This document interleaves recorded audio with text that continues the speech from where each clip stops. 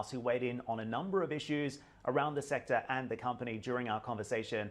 So I started by getting his view on some of the macro trends driving momentum in Bitcoin and other major cryptocurrencies through the pandemic and where prices could go next. He said, of course, we've seen increased adoption here. There's new institutional support, positive regulatory developments in the crypto space as well. But he also said there's one other major trend that's really making him and others pretty bullish on cryptos over the long term. Listen in.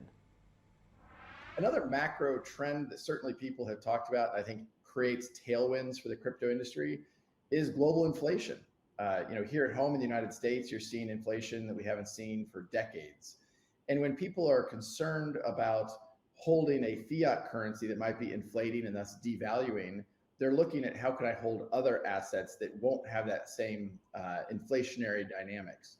So look, I'm not here to predict exactly where the crypto markets will be next year, but I think if you step back and take a long view, a 5-year view, a 10-year view, these are real technologies that are fundamentally reworking how our financial infrastructure works. And I'm very bullish and very optimistic about what that longer term horizon looks like. So, there is a lot happening in this space. We saw Bitcoin hitting an all-time high of almost 70,000 US dollars earlier on in the month.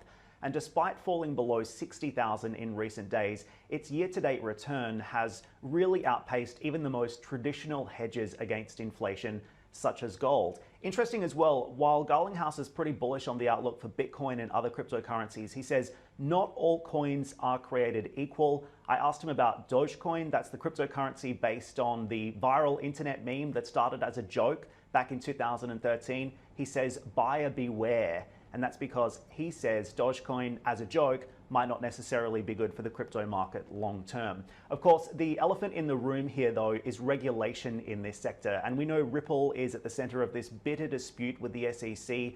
It filed a lawsuit against Ripple back in December, alleging that sales of its XRP token constituted the unregistered sale of a security. Garlinghouse said he's hopeful for a resolution next year, given the implications that this could have for the entire sector. Listen. We're seeing a pretty good progress, despite a slow-moving judicial process in the federal courts. Clearly we're seeing good questions asked by the judge, and I think the judge realizes this is not just about Ripple. This will have broader implications, and I think that's a very good thing. I'm hopeful that certainly in 2022 there'll be closure here. But look, I think seeing countries like the UAE provide leadership, I mentioned Japan and Singapore and Switzerland, ultimately we need those things on a global basis. And if you look at the macro trend line for crypto regulation globally, you're seeing it's moving very much in a positive direction. That's not to say there are countries like, say, China or India that have at times stepped back and had concerns, but in general, the direction of travel is very positive.